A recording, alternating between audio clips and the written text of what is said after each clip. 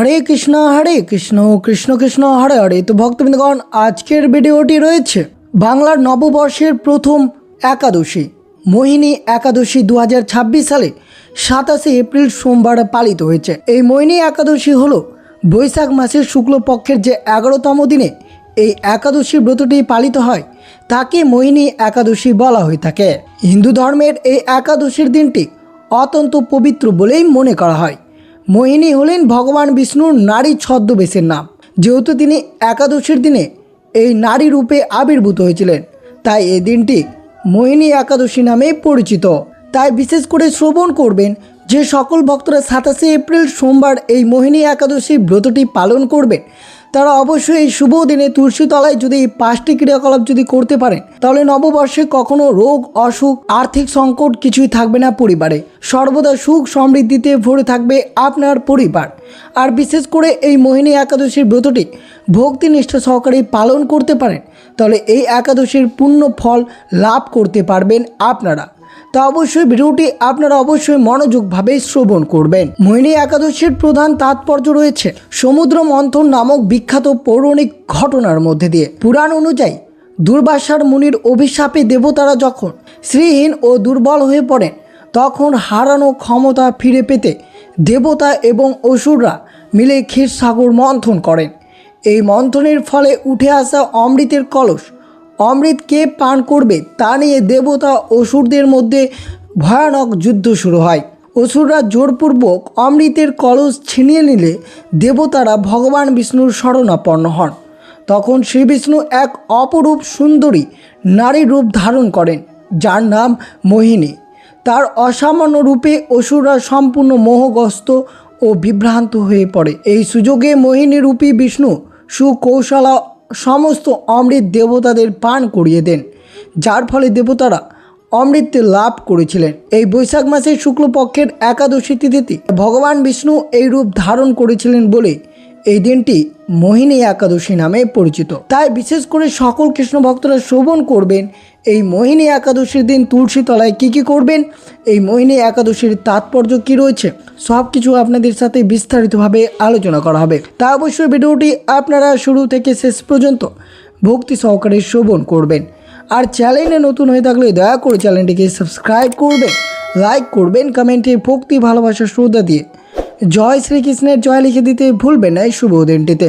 অবশ্যই ভিডিওটি আপনারা শুরু থেকে শেষ পর্যন্ত ভক্তি সহকারে শ্রবণ করুন। 2026 সালের 27 এপ্রিল সোমবার পালিত হয়েছে এই মোহিনী একাদশী, যেটি বৈশাখ মাসের শুক্লপক্ষের 11তম দিনে এই মোহিনী একাদশীর ব্রতটি পালিত হয়ে থাকে। তাই সকল কৃষ্ণ ভক্তরা অবশ্যই এই শুভ দিনে কিভাবে দিনটি অতিবাহিত করবেন, কিভাবে তুলসী তলায় ক্রিয়াকলাপগুলো করবেন, যেগুলো করলে পরিবারের সুখ সমৃদ্ধিতে ভরে থাকবে, এবং বিশেষ করে এই মোহিনী একাদশীর ব্রত মাহাত্ম্য কথা কী রয়েছে, তা অবশ্যই আপনারা মনোযোগভাবে শ্রবণ করুন। মোহিনী একাদশী অর্থাৎ বছরে মোট 24টি একাদশী রয়েছে। প্রত্যেক মাসের দুটো পক্ষ থাকে, একটি শুক্লপক্ষ এবং একটি কৃষ্ণপক্ষ। তেমনই বৈশাখ মাসের শুক্লপক্ষের এই মোহিনী একাদশীর ব্রতটি পালিত হয়েছে 27 এপ্রিল সোমবার। এই শুভ দিনে অবশ্যই প্রত্যেক ভক্তরা এই মোহিনী একাদশীর ব্রতটি পালন করেছেন। আর বিশেষ করে সুখ সমৃদ্ধি লাভের আশায় অবশ্যই তুলসী তলায় ক্রিয়াকলাপগুলো অবশ্যই করবেন। অবশ্যই শ্রবণ করুন এই মোহিনী একাদশীর ব্রত পালন করলে আপনাদের জীবনে কি কি উন্নতি হতে পারে। মোহ শব্দের অর্থ হলো আসক্তি, মায়া বা জাগতিক বস্তুর প্রতি তীব্র আকর্ষণ। মানুষের জীবনে অধিকাংশ দুঃখ ও কষ্টের মূল কারণ হলো এই মোহ। মোহিনী একাদশী পালনের সবচেয়ে বড় আধ্যাত্মিক তাৎপর্য হলো এটি মানুষের সংসারের সমস্ত রকমের মায়া, মমতা, লোভ এবং পার্থিব আসক্তির জাল থেকে মুক্ত হতে সাহায্য করে। এই ব্রত পালনকারী ব্যক্তি নিজের মনকে নিয়ন্ত্রণ করতে পারে এবং জাগতিক মোহর ঊর্ধ্বে উঠে আধ্যাত্মিক শান্তির পথ খুঁজে পেতে পারেন।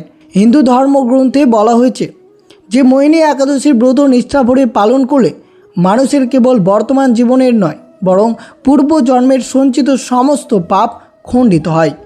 বিশ্বাস করা হয় যে তীর্থস্থানে দর্শন, 1000টি যজ্ঞ করা বা সহস্র গোদানের মাধ্যমে যে পরিমাণ পুণ্য অর্জিত হয়, শুধুমাত্র মোহিনী একাদশীর উপবাস ও শ্রীহরির আরাধনায় তার চেয়ে বহুগুণ বেশি পুণ্য লাভ করা যায়। এই ব্রত মানুষের জীবনে সমস্ত দুঃখ দুর্দশা দূর করে এবং ঘরে সুখ শান্তি ও সমৃদ্ধি নিয়ে আসে।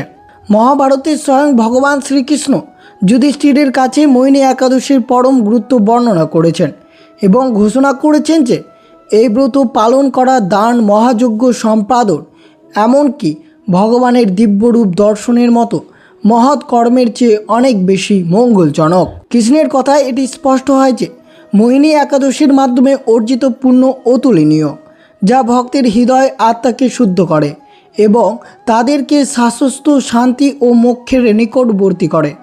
শাস্ত্র অনুসারে যিনি আন্তরিকতা এবং ভক্তির সাথে নির্ধারিত মেনে এই মোহিনী একাদশীর ব্রতটি পালন করেন তার মোক্ষ এবং ভগবান বিষ্ণুর শাশ্বত ধামে স্থান লাভ নিশ্চিত। এই পরম আধ্যাত্মিক উপহারটি এই পবিত্র দিনে রূপান্তরকারী শক্তি এবং ভক্তদের মোক্ষের পথে পরিচালিত করার সম্ভাবনাকে তুলে ধরে। তাই বিশেষ করে আপনারা অবশ্যই এই শুভ দিনে এইভাবে এই ব্রতটি পালন করবেন। আর অবশ্যই শ্রবণ করেন এই মোহিনী একাদশীর দিন বিশেষ করে আপনারা কোন কোন ক্রিয়াকলাপগুলো করবেন এই তুলসী তলায়, তা অত্যন্ত শ্রবণ করা একটিবার হলেও দরকার। কারণ এইভাবে এই তুলসী তলায় ক্রিয়াকলাপগুলো করলে পরিবারে সর্বদা সুখ সমৃদ্ধিতে ভরে থাকে। প্রথমত অবশ্যই সকালে খুব ভোরে ব্রহ্ম মুহূর্তে উঠে স্নান করে শুদ্ধ বস্ত্র পরিধান করতে হবে। এরপর তুলসীর চারপাশে সুন্দর করে পরিষ্কার করবেন, সেখানে জল ছিটিয়ে শুদ্ধ করবেন। চাইলে তুলসীর মঞ্চের কাছে সুন্দর করে চালের গুঁড়ো দিয়ে আলপনা দিতে পারেন এই শুভ দিনে। এরপর অবশ্যই আপনারা এই মোহিনী একাদশীর দিন সকাল এবং সন্ধ্যায় সূর্যাস্তের পর তুলসী মঞ্চে একটি খাঁটি ঘিয়ের প্রদীপ প্রজ্বলন করবেন, সাথে ধূপকাঠি এবং কর্পূর দিয়ে আরতি করতে হবে। তুলসী গাছকে প্রণাম করার পর ডান দিক থেকে শুরু করে ঘড়ির কাঁটার দিক অত্যন্ত 3 বার বা 4 বার প্রদক্ষিণ করা একবারে শুভ হতে পারে। প্রদক্ষিণ করার সময় মনে মনে শ্রীহরির নাম জপ লীলা কীর্তন অবশ্যই করবেন। এই শুভ দিনে অবশ্যই তুলসী তলায় একটি ঘিয়ের প্রদীপ প্রজ্বলন করবেন, সাথে ওম নমো ভগবতে বাসুদেবায় নমঃ এই মন্ত্রটি এই শুভ দিনে পাঠ বা জপ করবেন। তা অত্যন্ত শুভ হতে পারে আপনাদের জন্য।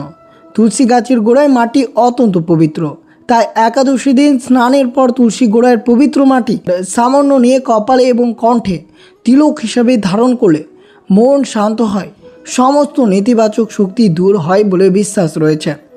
আর এই শুভ দিনে বিশেষ করে 2টি বা 4টি তুলসী পাতা অবশ্যই তামার পাত্রে রেখে সেই জলটি আপনারা পুরো বাড়িতে ছিটিয়ে দিতে পারেন। এবং বিশেষ করে যে সকল ভক্তরা এই মোহিনী একাদশীর ব্রতটি পালন করবেন তারা অবশ্যই 3টি তুলসী পাতা নিয়ে রাতে ঘুমানোর আগে বালিশের তলায় সেই 3টি তুলসী পাতা রেখে আপনারা ঘুমাতে পারেন। এর ফলে আপনাদের সকল দুশ্চিন্তা দূর হবে বলে বিশ্বাস রয়েছে। বিশেষ করে এই শুভ দিনে অবশ্যই ক্রিয়াকলাপটি আপনারা অবশ্যই করবেন। এছাড়া অবশ্যই এই শুভ দিনে তুলসী মাকে অবশ্যই লাল সিঁদুর অর্পণ করুন, তা অত্যন্ত শুভ হতে পারে। এই মোহিনী একাদশীর দিন তুলসী তলায় বসে এই দিন যদি এই মন্ত্রটি জপ করতে পারেন তার ফল বহুগুণ বৃদ্ধি পায়। তুলসী দেবীকে প্রণাম করার সময় এই মন্ত্রটি উচ্চারণ করবেন। বৃন্দায় তুলসী দৈব প্রিয়ায় কেশবস্য চ বিষ্ণু ভক্তি প্রদয় দেবী সত্য বৈত্য নমো নমঃ। যিনি বৃন্দা, যিনি তুলসী দেবী, যিনি ভগবান কেশবের অত্যন্ত প্রিয়া, যিনি বিষ্ণু ভক্তি প্রদান করুন, সেই সত্যবতীকে আমি বারবার প্রণাম করি। এছাড়াও তুলসী তলায় বসে তুলসী মালা দিয়ে অবশ্যই ওম নমো ভগবতে বাসুদেবায় নমঃ বা অথবা হরে কৃষ্ণের মহামন্ত্রটি 108 বার জপ করবেন এই মোহিনী একাদশীর দিন। তো অবশ্যই এইভাবে এই ক্রিয়াকলাপটি এই শুভ দিনে আপনাকে অবশ্যই ভক্তি এবং নিষ্ঠা মনে পালন করতে হবে, তবে আপনার সমস্ত দুঃখ কষ্ট দূর হবে, পরিবারে সুখ সমৃদ্ধিতে ভরে থাকবে। আর অবশ্যই শ্রবণ করবেন এই মোহিনী একাদশীর ব্রতকথাটি, যেটি আপনাদেরকে শ্রবণ করা অত্যন্ত শুভ হতে পারে এই মোহিনী একাদশীর দিন। মোহিনী একাদশী ব্রতকথাটি তো অবশ্যই মনোযোগভাবে শ্রবণ করবেন এই ব্রতকথাটি। কর্মপুরাণে বৈশাখ শুক্লপক্ষের মোহিনী একাদশীর ব্রতের মাহাত্ম্য বর্ণনা করা হয়েছে। মহারাজ যুধিষ্ঠির বললেন, হে জনার্দন, বৈশাখ শুক্লপক্ষে একাদশীর নাম কি, কি ফল, কি বিধি, এই সকল আমার কাছে বর্ণনা করুন। উত্তরে ভগবান শ্রীকৃষ্ণ বললেন, হে ধর্মপুত্র, আমি আপনাকে যে প্রশ্ন করছেন পূর্বে শ্রীরামচন্দ্র বশিষ্ঠর কাছে একই প্রশ্ন করেছিলেন।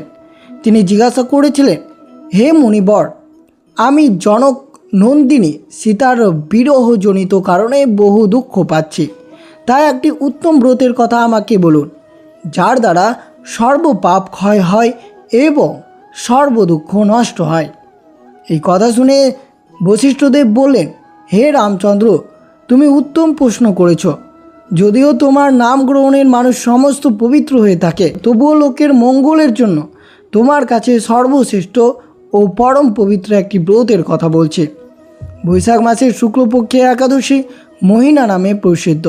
এই ব্রতের প্রভাবে মানুষ সকল পাপ, দুঃখ ও মোহজাল অচিরেই বিনষ্ট হয়। তাই মানুষের উচিত সকল পাপ ক্ষয়কারী ও সর্বদুঃখ বিনাশিনী এই একাদশীর ব্রত পালন করা। একাগ্র চিত্তে তার মহিমা তুমি শ্রবণ করো। এই কথা শ্রবণ মাত্রেই সমস্ত পাপ বিনষ্ট হয়ে যাবে। পবিত্র সরস্বতী নদীর তীরে ভদ্রাবতী নামে এক সুশোভনা নগরী ছিল। চন্দ্র বংশজাত ধৃতিমান নামে এক রাজা সেখানে রাজত্ব করতেন। সেই নগরীতেই ধনপাল নামে এক বৈশ্য বাস করতেন। তিনি ছিলেন পুণ্যকর্মা ও সমৃদ্ধিশালী ব্যক্তি। তিনি নলকূপ, জলাশয়, উদ্যান, মঠ ও গৃহে ইত্যাদি নির্মাণ করে দিতেন। তিনি ছিলেন বিষ্ণু ভক্তি পরায়ণ ও শান্ত প্রকৃতির মানুষ। সুমান, দ্যুতিমান, মেধাবী, সুকৃতি ও দৃষ্টবুদ্ধি নামে তার 5 জন পুত্র ছিল। পঞ্চম পুত্র দৃষ্টবুদ্ধি ছিল অতি দুরাচারী। সে সর্বদা পাপ কার্যে লিপ্ত থাকত। পর স্ত্রী সঙ্গী, লম্পট, দ্রুত ক্রিয়া প্রভৃতি পাপে সে অত্যন্ত আসক্তি ছিল। দেবতা, ব্রাহ্মণ ও পিতামাতার সেবায় তার একবারেই মতি ছিল না। সে অন্যায় কার্যে রত, দুষ্ট স্বভাব ও প্রীত ধন ক্ষয়কারী ছিল। সব সময় সে অভক্ষক, ভক্ষণ ও সুরাপনে মত্ত থাকত। পিতা ধনপাল একদিন পথ চলছিলেন।